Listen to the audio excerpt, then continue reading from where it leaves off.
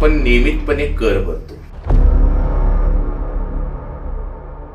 रस्त्यावरून चालताना, काही खाताना पिताना सगळ्या ठिकाणी जर आपल्याला कर द्यायला लागत असेल तर त्या कराचा पुरेपूर मोबदला आपल्याला मिळाला पाहिजे असं आपल्याला वाटतं की नाही? महाराष्ट्रामध्ये किंवा भारतामध्ये आपल्याच टॅक्सचा पैसा कसाही उधळला जातो तेव्हा तुम्हाला काय वाटतं? आपल्याला ही निवडणूक जिंकायची आहे. आपण ही निवडणूक जिंकणार आहोत. रत्नागिरीच्या नगरपालिकेच्या इतिहासामध्ये अख्ख्या भारतामध्ये अशा प्रकारची सुविधा देणारी पहिली नगरपालिका म्हणून आपली नगरपालिका ही प्रसिद्ध असेल. दैनिक फ्रेश न्यूजच्या YouTube चॅनलला लाईक करा, सबस्क्राईब करा व शेअर करायला विसरू नका. नमस्कार, जय शिवराय. मित्रांनो, आपण नियमितपणे कर भरतो. रस्त्यावरून चालताना, काही खाताना पिताना सगळ्या ठिकाणी जर आपल्याला कर द्यायला लागत असेल तर त्या कराचा पुरेपूर मोबदला आपल्याला मिळाला पाहिजे असं आपल्याला वाटतं की नाही? तुम्हाला भलेही 10,000 पगार असो नाही तर 10 लाख पगार असो, पण जेव्हा एखादी महागडी वस्तू तुम्ही घेता, ती घेत असताना आपण 10 वेळा विचार करतो. 10,000चा शर्ट घ्यायचा असो किंवा 10 लाखाची गाडी घ्यायची असो. मग ज्या वेळेला महाराष्ट्रामध्ये किंवा भारतामध्ये आपल्याच टॅक्सचा पैसा कसाही उधळला जातो तेव्हा तुम्हाला काय वाटतं? आता मी राहतो रत्नागिरीमध्ये, तर मी माझ्या परिसराचा विचार केला तर मी माझ्या परिसरामध्ये मी काय करू शकतो याचा विचार करतो. माझ्या घरासमोर एक गार्डन बांधलं जात आहे, ज्याला 7 कोटी रुपये आत्ताच खर्च केले होते आणि ते तोडून पुन्हा एकदा त्याच जागेवरती 8 ते 10 कोटी खर्च केले जात आहेत. आमच्या रत्नागिरीमध्ये असणारा भगवती किल्ला, या किल्ल्यावरती गार्डन उभारण्यासाठी करोडो रुपये खर्च केले गेले. तेच गार्डन तोडून पुन्हा त्याच ठिकाणी आज लाखो करोडो रुपये खर्च केले जात आहेत. 60 कोटीचे रस्ते केल्यानंतर तेच रस्ते खराब करून 6 महिन्याच्या आतमध्ये त्याच्यावर 200 कोटीचे रस्ते केले जात आहेत. अशी हजारो उदाहरणं या ठिकाणी घडत आहेत. मग मी विचार केला की छत्रपती शिवाजी महाराज दुसऱ्यांच्या घरी जन्मावेत असं वाटण्यापेक्षा मी यासाठी काय करू शकतो, माझा यामध्ये रोल काय असू शकतो. तर मी प्रवीण रावसाहेब केने तुमच्यासारख्या प्रामाणिक टॅक्स देणाऱ्या लोकांना एकत्र करून ही लढाई लढू इच्छितो. तुम्ही कोणत्याही प्रभागातून, कोणत्याही ठिकाणाहून इलेक्शनला उभे राहा आणि जो हा हजारो कोटी रुपयांचा पैसा उधळला जातोय त्याच्यामध्ये आपल्या मुलांचं भविष्य निश्चित करा. काय करायचंय आपल्याला? मी जर इलेक्शनला उभा राहणार असेल तर माझी भूमिका एवढीच आहे. माझ्या शहरामध्ये सगळ्या शिक्षकांना कोणतंही अशैक्षणिक काम लागू नये. त्यांनी फक्त आपल्या मुलांना चांगला आणि चांगल्या दर्जाचं शिकवलं पाहिजे. माझ्या प्रभागातल्या, माझ्या नगरपालिके प्रभागामधल्या सगळ्या शाळा ह्या टॉप लेवलच्या असतील आणि या शाळा जोपर्यंत टॉप लेवलच्या होत नाहीत तोपर्यंत आमच्या इथे पोद्दार असेल किंवा अशा प्रकारच्या ज्या ज्या मोठ्या शाळा असतील, सेंट थॉमस असेल, कुठलीही शाळा ज्या शाळेमध्ये त्या पालकांना ऍडमिशन घ्यायचं आहे त्या शाळेची फी, त्याच्या खाजगी क्लासची फी, त्याच्या येण्या जाण्याचा सगळा खर्च ही आमची नगरपालिका म्हणजे पर्यायाने आम्ही उचलणार आहोत. नागरिकांना करासाठी कंबरड मोडून घ्यावं लागतं, तो कर आम्ही अर्धा करणार आहोत. नळ पाणी 24 तास पाणी मिळून सुद्धा तुम्हाला नळाचा टॅक्स किंवा नळाचा कर तुम्हाला भरावा लागणार नाही. हे करू शकतो, हे शक्य आहे.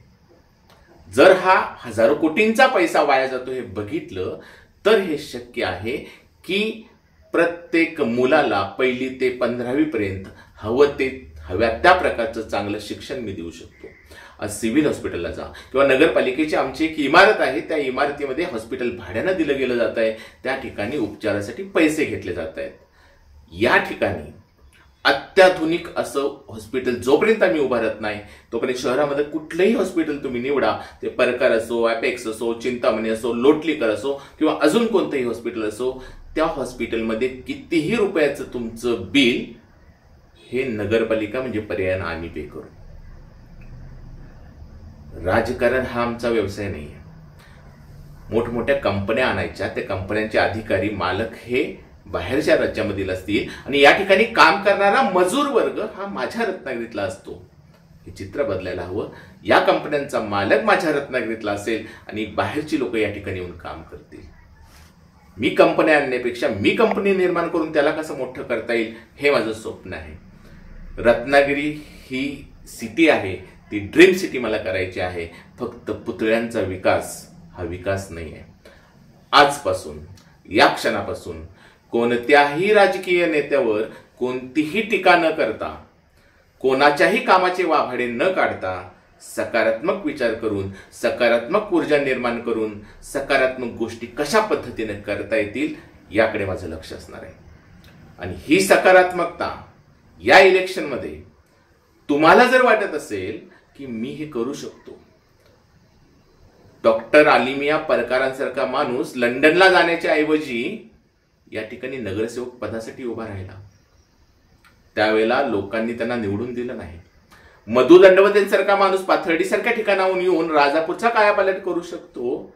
तर अशा चांगल्या माणसांची गरज आहे. राजकारणातलं आम्हाला काय कळतंय? राजकारण हे आमचं काम नाही हे म्हणत म्हणत आपल्या खिशावरचा भार वाढत चाललेला आहे. रत्नागिरी शहरामधल्या मतदारांना 5 जीवनावश्यक वस्तूंचे दर स्थिर असणार आहेत, कमी असणार आहेत आणि त्या दरामध्ये कधीही बदल होणार नाही.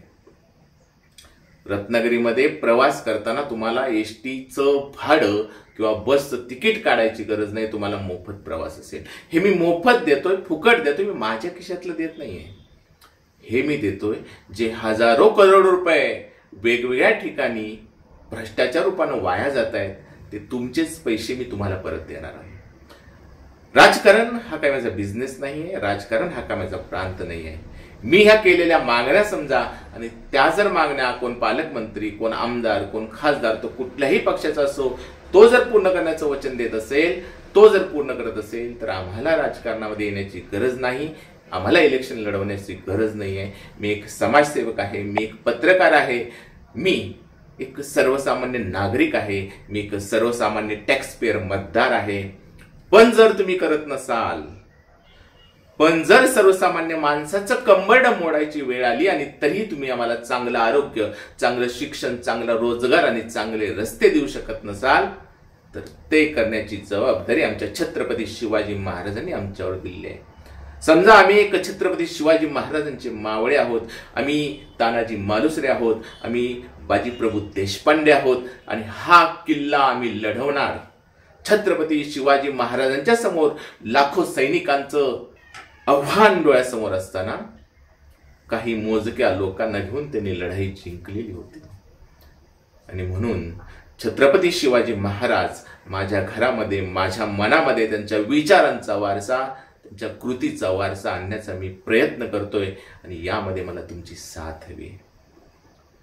तुम्हाला जर खरोखर वाटत असेल की तुम्ही तुमच्या घराचं नियोजन चांगलं करू शकता, तुम्ही तुमच्या घरातल्या पैशाचं नियोजन चांगलं करू शकता, मग ती एखादी महिला असेल, मग तो एखादा कॉलेजचा विद्यार्थी असेल, तो शिक्षक असेल, पत्रकार असेल, तर त्या सगळ्यांसाठी या इलेक्शनला निवडणूक लढवण्याची संधी आहे. तुम्हाला आम्ही पाठिंबा देऊ, तुमचा खर्च आम्ही करू, तुमचा प्रचार आम्ही करू आणि हे केवळ विकासासाठी, हे केवळ मोफत शिक्षणासाठी. जोपर्यंत शिक्षणामधून मुलं घडणार नाहीत तोपर्यंत आदल्या रात्री 1500 रुपये घेऊन आमची मुलं विकली जातील. आणि हे जर थांबवायचं असेल, महाराष्ट्राला, पर्यायानं राष्ट्राला एक वेगळी दिशा द्यायची असेल, तर या रत्नागिरीच्या भूमीमध्ये इतिहास घडला पाहिजे. मी एक प्राथमिक शिक्षक आहे आणि प्राथमिक शिक्षक म्हणूनच मला काम करायला आवडेल. मला चाणक्य व्हायला आवडेल, तुम्हाला चंद्रगुप्त करायला आवडेल. तुम्हाला निवडणूक लढवायची असेल तर नक्की मी तुमच्या सोबत आहे. या गोष्टी जर आपण लोकांना देणार असू, आपल्यामध्ये जर प्रामाणिकपणा असेल, आपल्या मनामध्ये जर इमानदारी असेल, तळमळ असेल आणि या रत्नागिरी त्या भूमीच्या उपकारांची जाण असेल आणि ती जर फेडण्याची वेळ आली असेल तर तुम्हाला ही इलेक्शन लढवावी लागेल. धनदांडग्यांच्या विरोधात सच्ची मेहनत घ्यावी लागेल. आणि हो, या इलेक्शन लढवणाऱ्या लोकांना जर तुम्हाला मदत करायची असेल तर अगदी 1 रुपये, 5 रुपये, 10 रुपये सुद्धा नोट आणि ओट सुद्धा तुम्हाला द्यावं लागेल, कारण या वेळेला आदल्या रात्री पैसे घेतले जाणार नाहीत. तर आपल्या मुलांचं भविष्य, आपल्या आरोग्याचं भविष्य आपल्याला सुनिश्चित करायचं आहे आणि ही लढाई आता सुरू झालेली आहे. झुकेगा नहीं साला, झुकेगा नहीं साला म्हणून कुठल्याही आर्थिक आमिषासमोर, कुठलंही मंदिर, देऊळ, कुठलीही ट्रिप या समोर न झुकता जो प्रामाणिक आहे आणि जो ही वचनं पूर्ण करेल, मग तो कोणत्याही पक्षाचा असो, त्यालाच माझ्या रत्नागिरीकरांना मत देता आलं पाहिजे.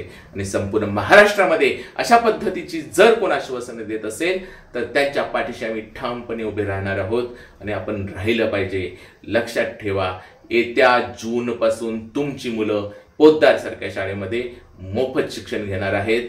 तुम्ही आजारी पडलात तर तुम्हाला टेन्शन घ्यायची गरज नाही, कारण तुम्हाला मोफत आरोग्य सुविधा मिळणार आहेत. हे जर करायचं असेल तर बदल घडवायला हवा. बदल घडणार आहे. तो कोण घडवणार? तो मी घडवणार, असं प्रत्येक मतदारानं, प्रत्येक नागरिकानं ठरवलं पाहिजे. आणि बदल घडवणार मी घडवणार असं म्हणून प्रत्येकानं उभं राहिलं पाहिजे, मत दिलं पाहिजे. मतदार यादीमध्ये आपलं नाव आहे की नाही ते चेक केलं पाहिजे आणि सज्ज राहिलं पाहिजे. आपलं नेतृत्व आहे छत्रपती शिवाजी महाराज, आपला वारसा आहे छत्रपती शिवाजी महाराज आणि आपल्या डोळ्यासमोर ध्येय आहे छत्रपती शिवाजी महाराजांचं साम्राज्य.